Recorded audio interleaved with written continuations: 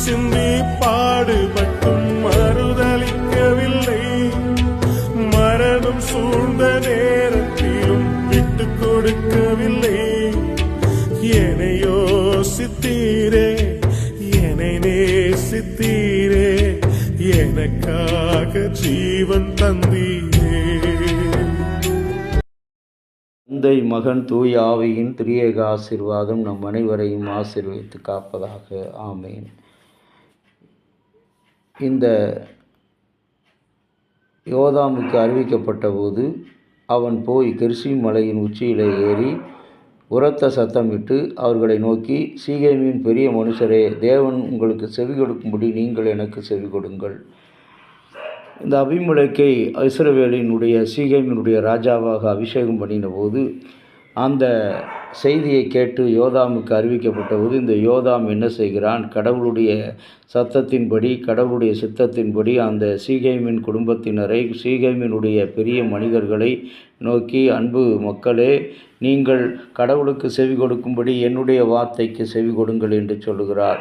கடவுளுடைய அன்பை புற இன தெய்வ வழிபாட்டில் இருக்கிற அந்த மக்கள் யாவே கடவுள் என்பதை மறந்தவராக வாழ்கின்ற காரணத்தினால்தான் அவர்கள் அந்த பாகாலை தெரிந்து கொண்டு அவர்கள் தனக்கு இஷ்டமான மக்களை, தனக்கு பிரியமான மக்களை தெரிந்தெடுக்கிறார்கள். கடவுளுக்கு பிரியமில்லாத காரியங்களில் இதுவும் ஒன்று. இன்றைக்கு நாம் நம்முடைய குடும்பத்திலும் சரி, பிள்ளைகளுடைய வாழ்க்கையிலும் சரி, குடும்ப வாழ்க்கையிலும் சரி, கர்த்தருக்கு பிரியமாய் இருப்பது ஆனந்தமும் மகிழ்ச்சியும் சந்தோஷமுமான காரியம்.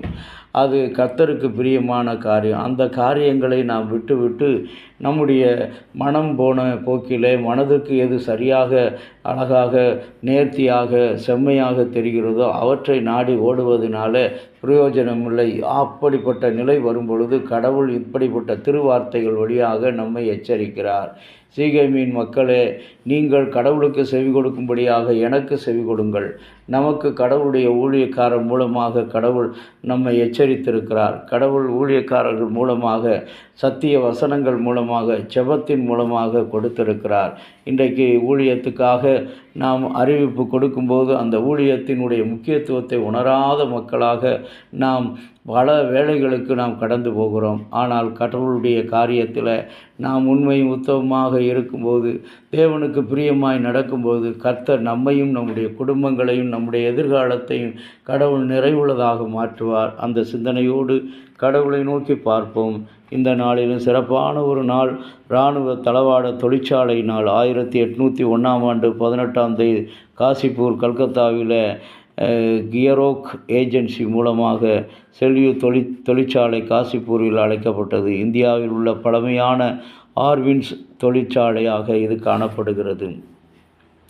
ஆண்டுதோறும் கண்காட்சியிலே தயாரிக்கப்பட்ட துப்பாக்கிகள் அங்கு பார்வைக்காக வைக்கப்படும். ஆகவே இப்படிப்பட்ட சிறப்பான ஒரு நாளில் கடவுள் நம்மை அழைத்திருக்கிறார்.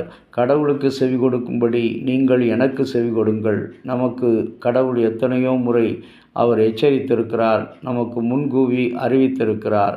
அதிலே நாம் உண்மை உத்தமமாயிருக்க கடவுளை நோக்கி பார்ப்போம். இரக்கமுள்ள கடவுளை, நம்முடைய அன்பாலும் இரக்கத்தினாலும் கிருபையினாலும் புதிய ஒரு நாளில் நாங்கள் வந்திருக்கிறோம். இந்த நாளிலும் கூட அந்த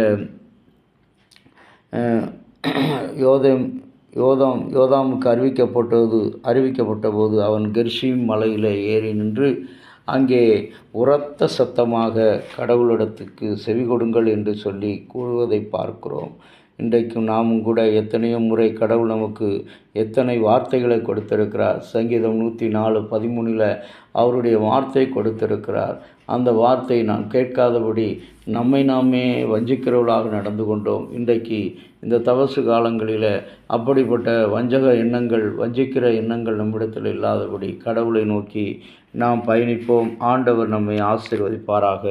ஆமேன்.